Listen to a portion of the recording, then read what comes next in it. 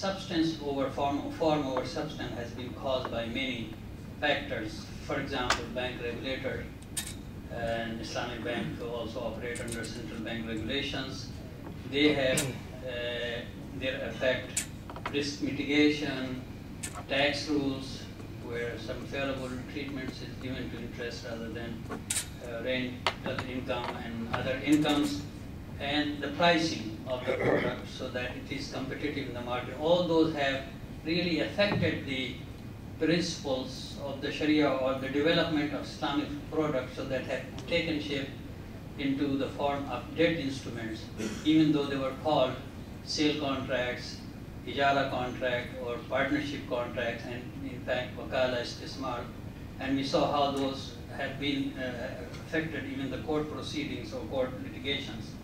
So, but the biggest thing I think, even if we take or convince or have a country where all the jurisdiction, all the laws, tax laws, regulatory laws, and all those laws do allow Islamic finance, there still remains a question, and that is, what is the attitude of time value of money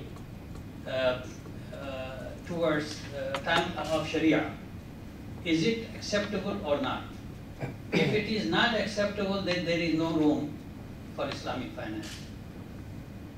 Because this is what Islamic finance or Islamic bank is doing. We are developing product where the markups, whether we call them rent or markup or whatever, are really all calculated based on the time value of money. If that's not acceptable in Sharia and that's haram, then there is nothing left. And if it is acceptable, then let's say that it is part of the Sharia. And alhamdulillah, mudaraba and musharaka is live. It's flourishing.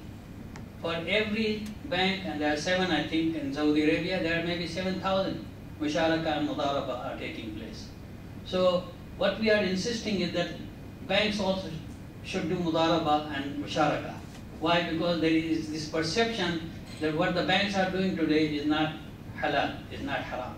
And that's what has really led to sort of dressing up time value of money under the name of various different contracts, which cause additional risks and additional costs. So just to take one example, and I want to compare it with murabaha, with deferred payment sale.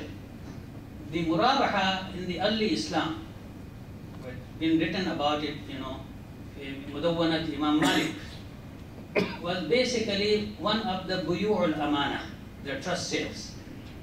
There were 3. Murabaha, tawliya, or wadi'a. In murabaha, the seller, the merchant will say, I bought this horse or camel for 90, but I'll sell you for 100. Murabaha. Tawliya, he said, I bought it for 90 and I'll give you at cost, at same price. Or wadi'a, he will say, I bought it for 90, I'll give you at a discount for 80. But those prices, 80, 90, or 100, they were market values of the item at that time. He must have been giving a discount for a reason.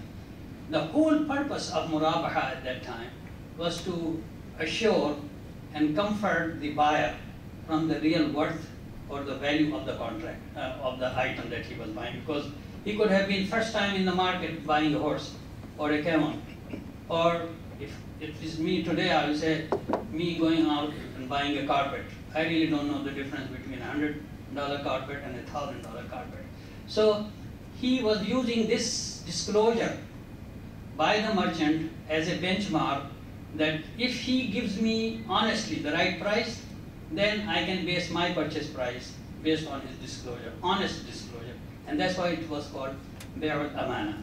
And if the merchant has lied to him, he had an option of either first cancel the deal or ask for adjustment in the price based on the extent he has falsified. So if he said, I bought it for 80, but he said he bought it for 90, but he said it was actually 80, he can get it at discount. And there is a lot of writing in the book of Murabaha, or the chapters which cover Murabaha, as to what can be included in the price when he's quoting the price. and what cannot be included, and what are the options. So suppose somebody, I went to buy a horse and I asked the merchant, and he said, I bought it for 100, for 90, and I'm going to sell it for 100. That's 10 is profit from sale, from 90 to 100.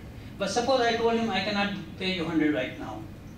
I cannot pay you immediately, because all murabaha, most of murabaha ended here.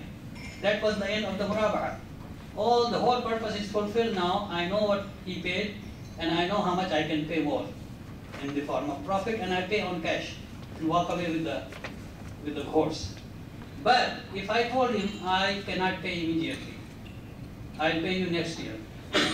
He said, in that case, I'll sell you for 110. And this is perfectly Sharia compliant.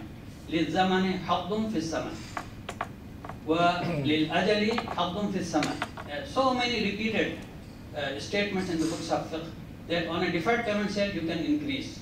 And if I say 2 years, he will say 120, 3 years, 130, and so on. Now this is a totally separate sale than from murabaha. Today when we say murabaha, the bankers don't know the real worth of the item. It's the customer who knows before the bank what is it worth. And secondly, the profit which you add, the bank is not really the profit to make that what the banker may have bought it for less and now selling it for more to make it a market value. But it is always based on time value of money. If you don't need financing from bank, you will not go to do murabaha. You will just go and pay for it. There is no need for murabaha. So the customer, and there is nothing in the murabaha contract which says, if I, the bank, disclosed a wrong price, you can always cancel the deal. Because there is no, the whole purpose of the murabaha is not really to satisfy the customer from his work. So this bay' bil saman al ajil, deferred payment sale, is the real financing part. And it is as halal, adding more to the cash market value, as mudaraba. And in many transactions you will find that mudarabas will not suit the transaction, such as buying a house. How do you do mudaraba?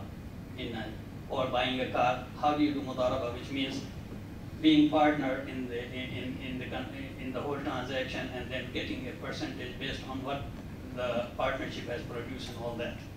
So there is a need for debt instrument. And in fact, fuqaha have gone so far as to say that in case somebody has built a markup based on time value of money, let's say for 1 year, he said this is 100 cash, but I'll pay you, but it will be 110 if you pay me in 1 year, or let's make it 112. If the person comes after 2 months and say, I want to pay the debt now, the fuqaha say in Hashil Zain al-Abidin and other places that the merchant must give him a discount for the 10 months that he did not use the financing. So it's not that markup has disappeared, but it survives in a way so that if the merchant for some reason comes earlier, he is entitled to get a discount, which can happen as a result of death. As I said in the morning, death makes all the debt payable immediately.